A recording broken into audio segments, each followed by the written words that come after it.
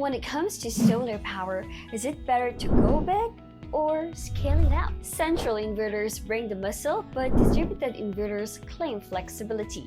Which one truly powers the future? Stay tuned as we plug into the discussion you don't want to miss.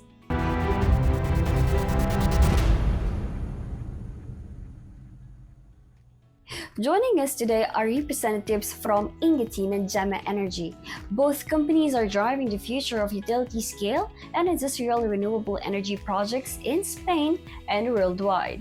In today's episode, for the sake of discussion, Ingeteam will talk more about distributed inverters, while Jema Energy will advocate for central inverters. So I'm Estibalitz, I'm Sales Director from Jema Energy. Jema Energy was founded in 1953. Based in north of Spain.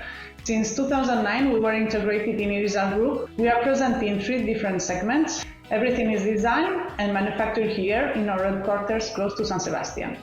My name is Mauro Rivola. I'm in charge of the sales department of Ingeteam, related to photovoltaic, storage, and green hydrogen technology. Ingeteam is a Spanish company, present directly in 16 countries with a turnover of 1.2 billion euro. Hello everyone. I'm here to ask hard-hitting questions so we bring clarity and broaden our viewers' insight about distributed and central inverters. Back to you, Charmin. Let's begin by asking some warm-up questions to help us understand central and distributed inverters. So let me start with central inverters. So Estibalitz, what are the core advantages of central inverters for utility-scale solar farms?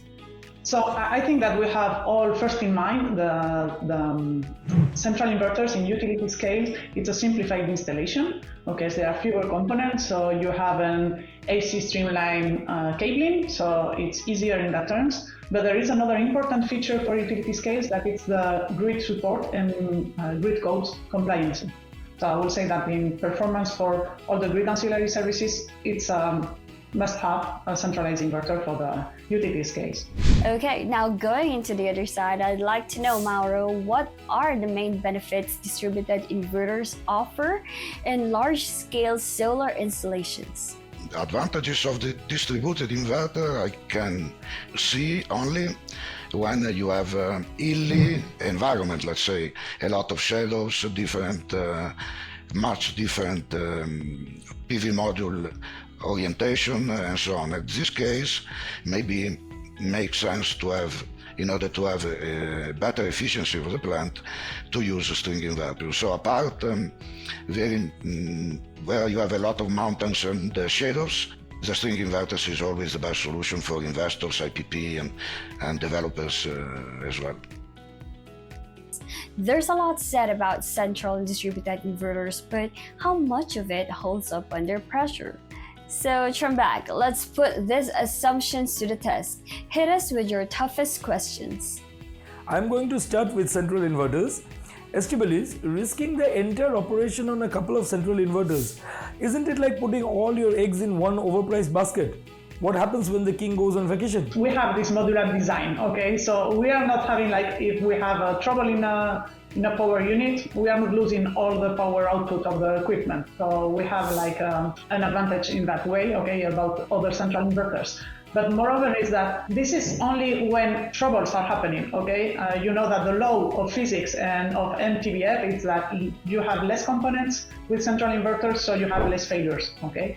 And even if there is a failure, the time to recover the equipment, it's quite short because you don't need to replace all the system, it's only a component, and usually we build the central inverters in order to recover easier all the replacement of the equipment, making times like around 20 minutes to 1 hour maximum, okay, to replace components.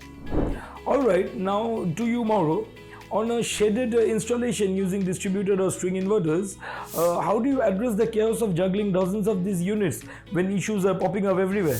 Depends which kind of solution you say, because for distributed inverters there are 2 ways of installation. One, the traditional one, is to apply the string inverters directly on the field, so close to the PV modules. Or now there are also solutions in which all the inverters are collected in a sort of rack beside the medium voltage station, and you can connect several in this sort of rack. We are grouping all the distributed inverter near the medium voltage station, of course, to simplify the activity of replacement, because you cannot make maintenance in a string inverter, or it works or you have to replace.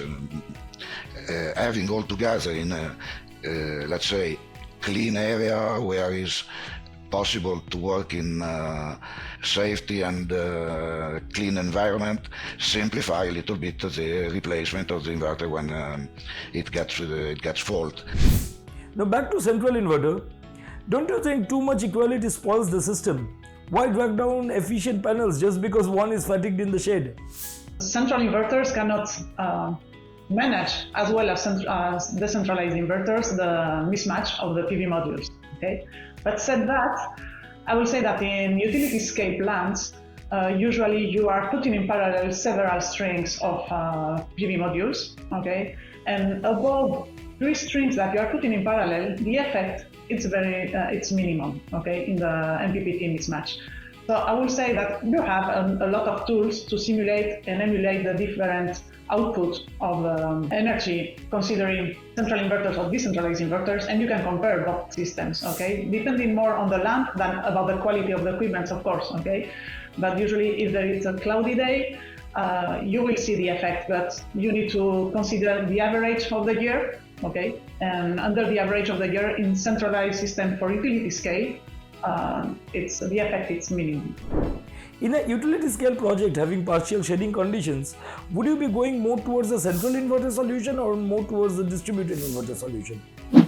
Depends project by project. If the simulation made by the developers, basically we always discuss, if the customer asks us something, when the PV field is very shadowed, maybe it makes sense to use string inverters, but we have to understand from the simulation which is convenient or not. We normally follow the customer, but suggesting also what we consider the best solution. Of course, as I said, if we have many different orientation of the PV modules which cannot be managed by a single MPPT inverter.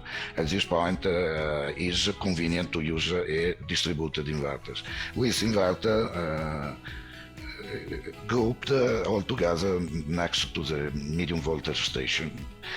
This is what we see is the most preferred solution. Beyond performance, the real-world choice often comes down to cost and upkeep.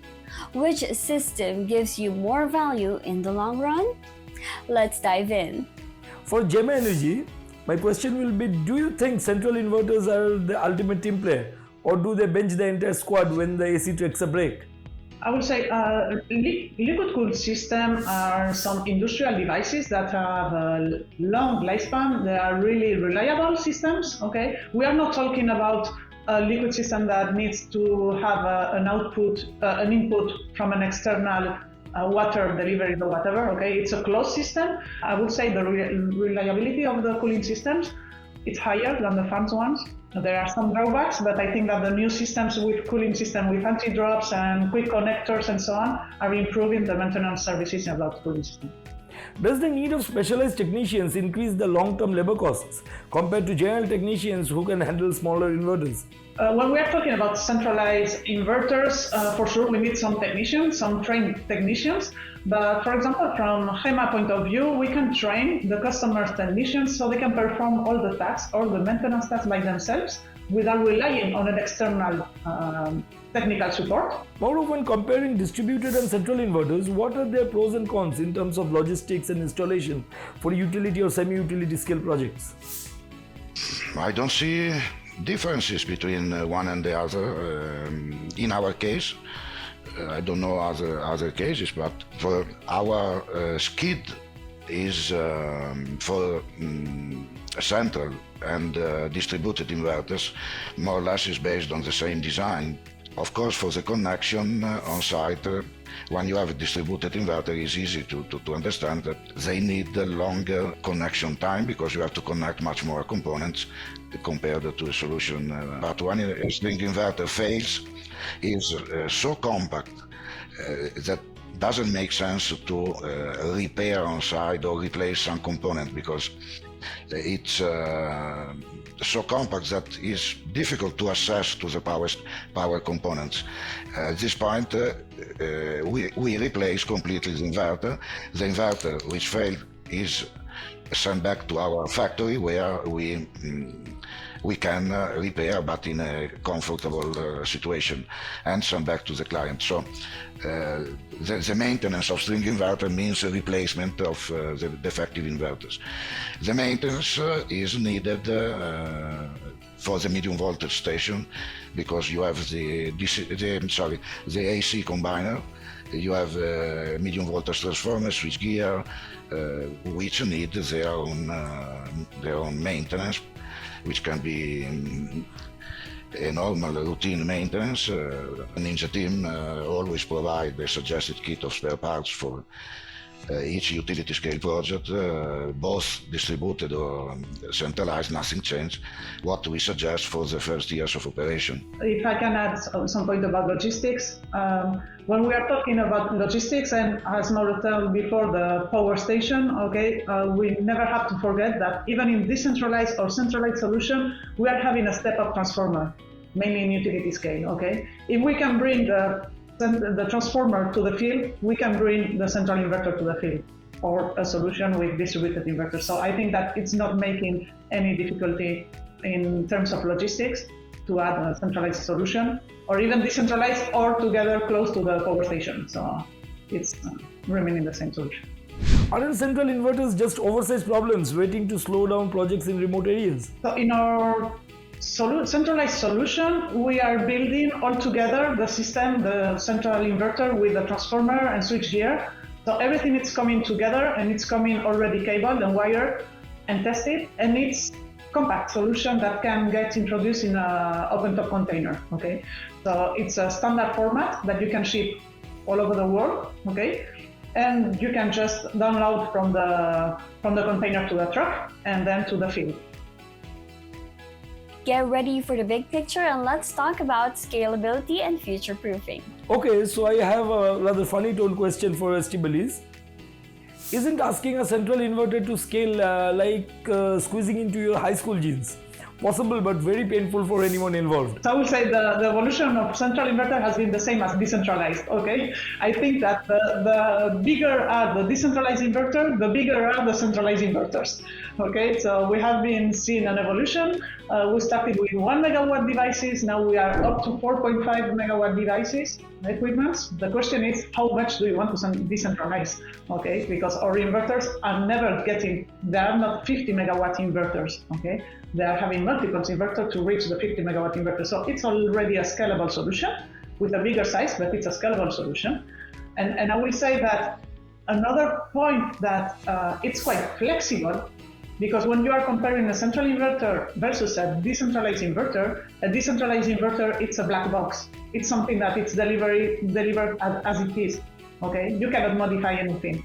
And in central inverters, you can play somehow, introducing some devices to adapt to local regulations or to new grid code requirements or whatever they are requesting from your client. So I will say that it's given even more flexibility. So I can get in my school jeans, high school jeans. And for you, Mauro, do distributed inverters cut DC losses in one end just to hand over the savings right back in AC losses, much like carrying water in a leaky bucket? Good question. For efficiency, I cannot say that one solution is better than the other. We are talking about really very, very, very small percent, 0 point something percent. It even doesn't make sense to take care of a so small difference in efficiency. So to me, if I have to answer, to me, efficiency is not an issue that should be discussed because it's the same in both cases. And there are not real advantages or disadvantages about decentralized solution compared to centralized solution. If we talk about efficiency. Estibalitz, are central inverters really sustainable? How do you recycle something that's basically a metal Godzilla? Okay, so I would think that sustainability is not just about recycling, it's about how we extend the lifespan of the equipment so we use less materials also during all the life of the project, okay? So I will say that in these terms, the lifetime extension, it's easier in central inverters, okay? Because we can cover, with the replacement of the single component, okay, we can extend the lifespan of the equipment. And for my very last question, Mauro, are we seriously calling distributed inverters eco-friendly when they require a mountain of materials and leave behind a trail of e-waste? Yeah, they have all kind of certification about eco-friendly components inside.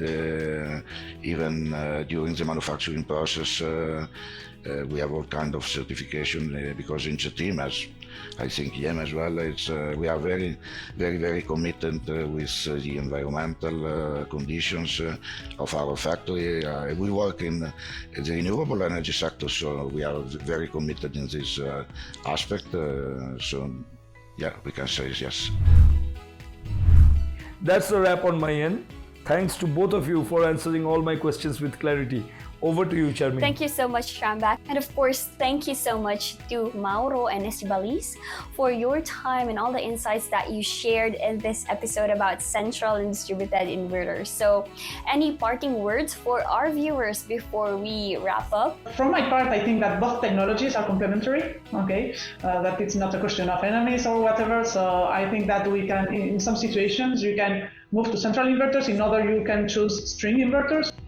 Final words, I say it was an interesting conversation, first of all.